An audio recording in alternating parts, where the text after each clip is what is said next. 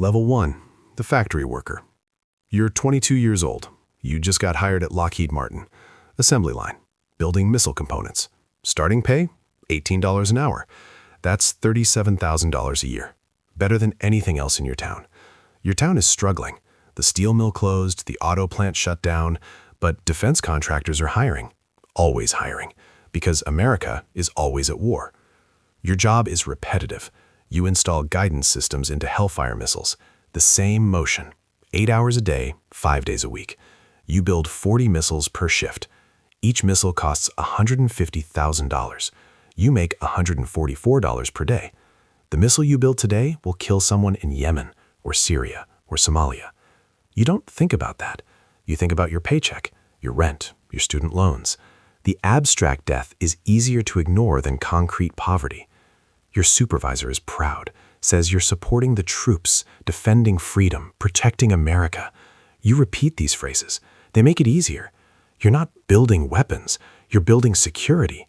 You're not enabling war. You're ensuring peace through strength.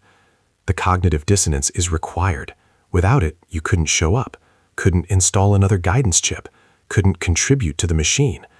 So you believe the words, or pretend to. The distinction doesn't matter anymore. Level 2, the defense contractor.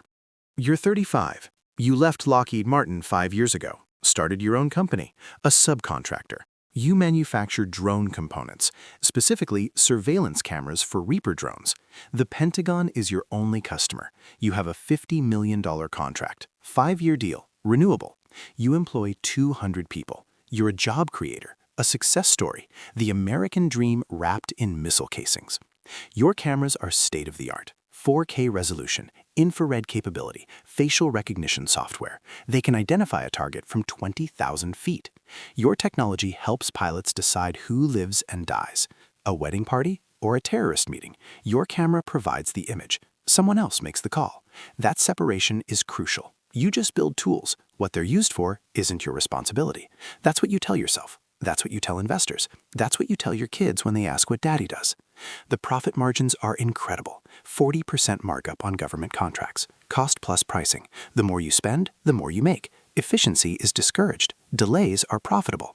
You've learned the game. Stretch development timelines. Request modifications. Add features. Each change order means more money. The Pentagon doesn't care. They have unlimited budgets. Taxpayer money. Endless war requires endless supplies. You're just meeting demand. Level 3. The Pentagon Procurement Officer. You're 42. You're a civilian employee at the Department of Defense, Procurement Division.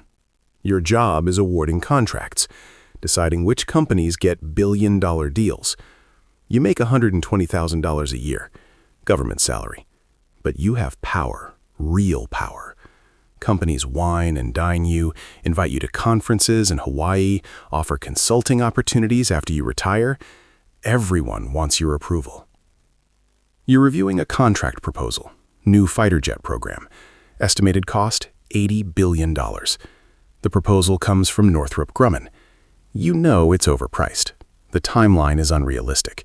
The specifications are inflated. But you also know the game.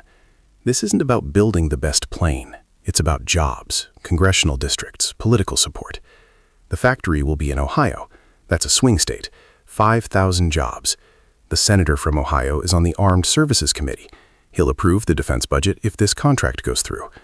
You approve it, not because it's the best deal, because it's the political deal. Level 4, the defense lobbyist. You're 50. You used to work at the Pentagon. Now you work for Raytheon as a lobbyist. You make $400,000 a year. Your job is simple. Convince Congress to buy more weapons, increase defense budgets, approve new programs, extend old ones. You're very good at it. You know everyone. You used to work with them.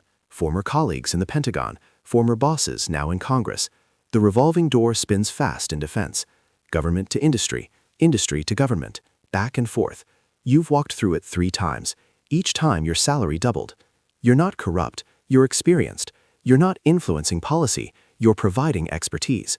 The rationalization is seamless. Your strategy is sophisticated. You don't bribe. That's illegal. You donate to campaigns. That's legal. $2,900 per candidate, maximum allowed. But you coordinate with PACs, political action committees. They can donate unlimited amounts.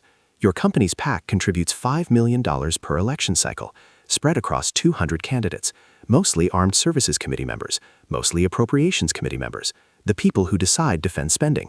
Level 5, the war correspondent. You're 38. You're a journalist.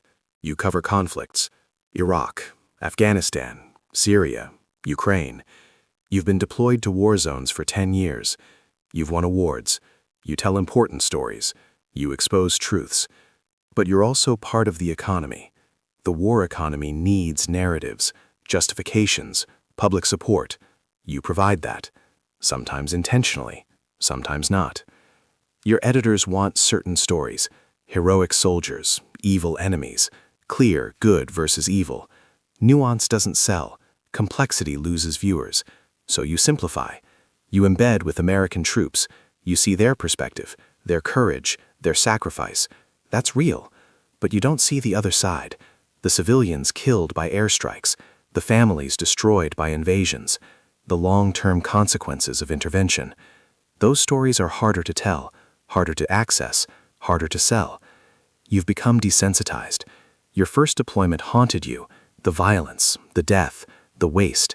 Now it's normal, background noise.